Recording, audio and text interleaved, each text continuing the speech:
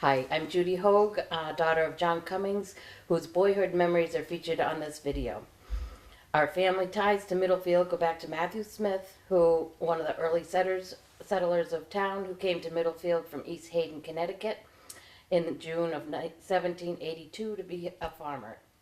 Descendants of the Smith family have lived here since that time. My dad's mother, Dorothy Smith Cummings, lived on the family homestead on Arthur Pease Road during the summers throughout her life.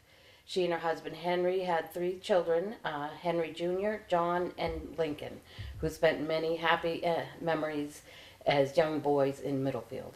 My father John draws many memories of Middlefield from that early period of his life in this video. We welcome John Cummings, who is joining us for the Middlefield Memories Project. This project is sponsored by the Middlefield Heritage Society in cooperation with the Middlefield Senior Center. John, we are very, very happy to have you with us. Your family, the Smith family, has a long and notable history in Middlefield. Would you begin by telling us about the history of the Smith family in our town? In rather brief terms, my great-great-great-grandfather moved up from East Haddam, Connecticut, and acquired a 100-acre plot in Middlefield. Well, it was not Middlefield then. He was the first generation to farm up here, and 2 subsequent generations, one with Matthew Smith's son Samuel, and then Samuel's son John Metcalf Smith. So there were 3 generations in the early stages of our presence in Middlefield, who were farming. And the next 3 generations, which then included my grandfather, Louis Smith. And there was a time, in fact, when, let's see, it would have been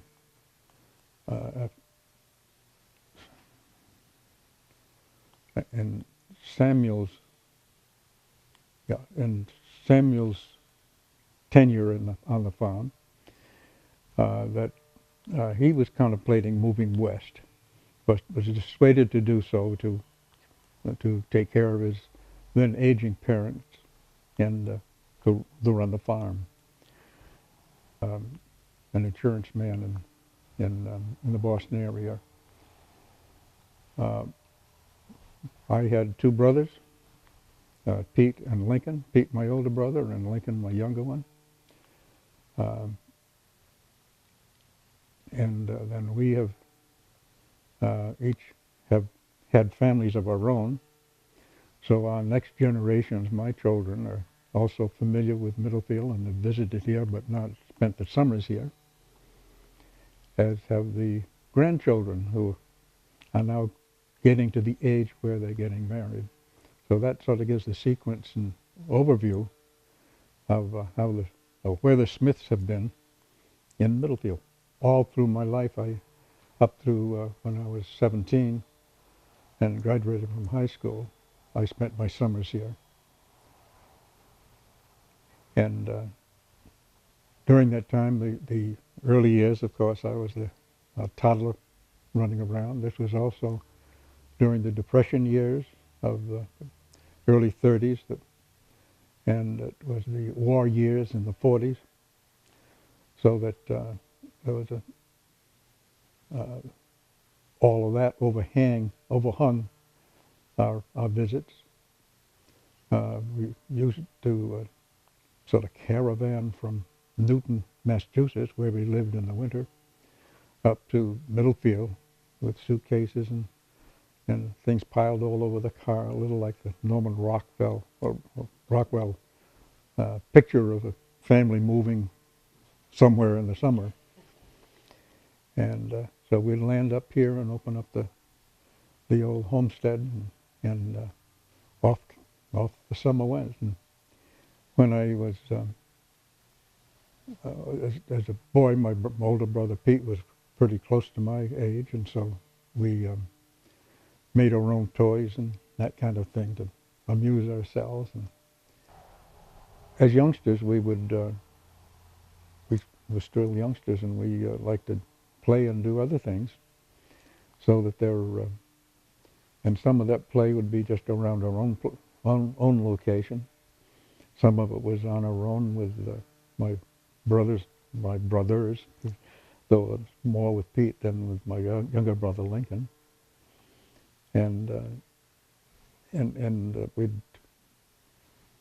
thought it would, well, Ralph Bell that I mentioned earlier, not the farmer we worked for, but his son, who was working at GE, but when he was a boy, not too many years earlier, wanted to have a cabin, which he ended up building on some property just on the Smith property, up in the woods across the brook. And we always admired that. It was a log cabin that he'd done. And so, of course, we started to think, why shouldn't we build a log cabin? And so on the other side of the house, or road from where the Smith house is, we got up in the woods there and did our own cutting of trees and making our own little log cabin. And this one was only probably 5 by 8 or something like that, but that was quite large enough for us. One swinging door and one window makeshift thing in the back. And so we had fun doing that and slept out there one night but it really wasn't big enough for the two of us to sleep there, and so we had fun, but it was a good instructive thing.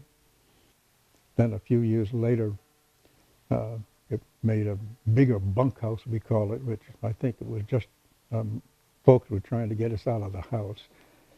And that's what we did, and loved it. And that was probably 8 by 14 or something like that. So it was big quarters where we had 4 bunks, and there we had childhood fun.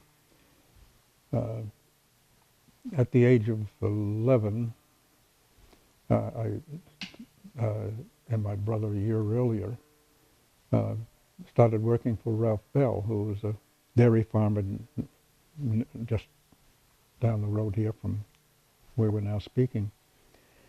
And Ralph Bell's his oldest son, Ralph Bell, who we all know, and who died a year and a half ago. But he was busy working at the GE plant out in Pittsfield, and their children, or the other boy child of theirs was George. He'd joined the Marines, and so we were fortunate in the South, Pete and myself, to be hired on as helping with the haying during the summer season. So all my from that point, which would have been in 41 to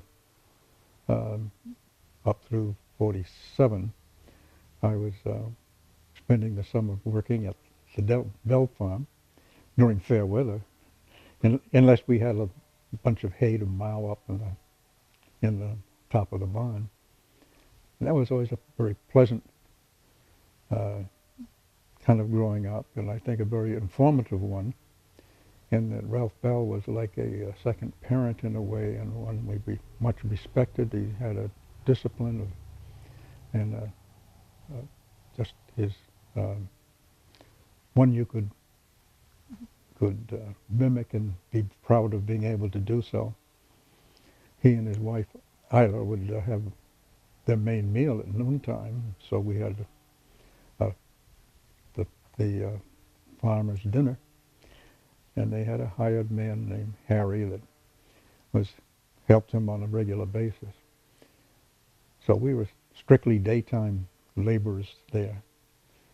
But I think I had some of my best instructions in life from Ralph Bell, perhaps behind my mother and my grandfather, who I mentioned earlier. There was, and I'm not sure exactly of the year, but there was a little airplane that ran out of gas over Middlefield. And we were haying a field that was, we call it the cemetery lot, which is just towards the cemetery from the Bell Farm. And this plane flew over, which is unusual in those times because they usually didn't fly around here.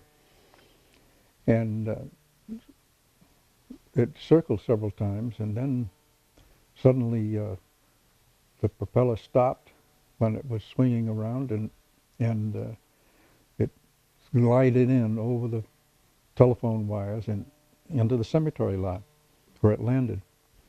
So of course we boys raced over to see how it was. The plane had landed in safely. A man and his wife stepped out of the airplane, all uninjured or perhaps a little frightened, and explained that they had been searching for a better landing place, had thought they found one just over the hill, which I believe later on was a little landing strip on the Skyline Trail there. But this is where they ended up. So the couple came up and had lunch with us at the Bells. George Oles, who ran the Oles General Store, had gasoline, and so we brought in automobile gasoline over. They filled up the little Piper Cub or whatever it was, that kind of plane, and unloaded all the baggage, and left his wife here, and then took off by himself. We boys holding the plane back until they got a good motor going, and off he went and just climbed over the brow of the hill there. That was an adventuresome thing for us. Another one involved the airplane, which everybody knows about, is the military flight that crashed up here on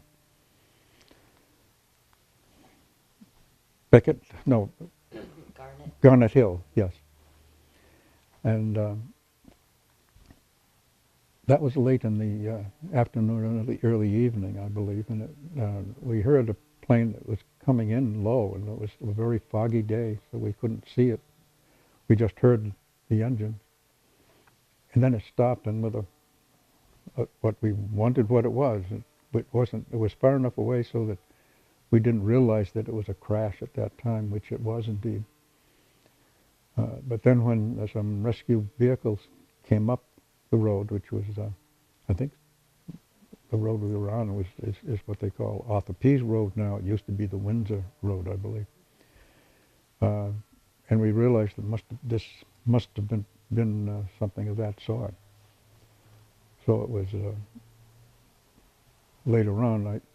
We boys couldn't stay away, even though we were told not to.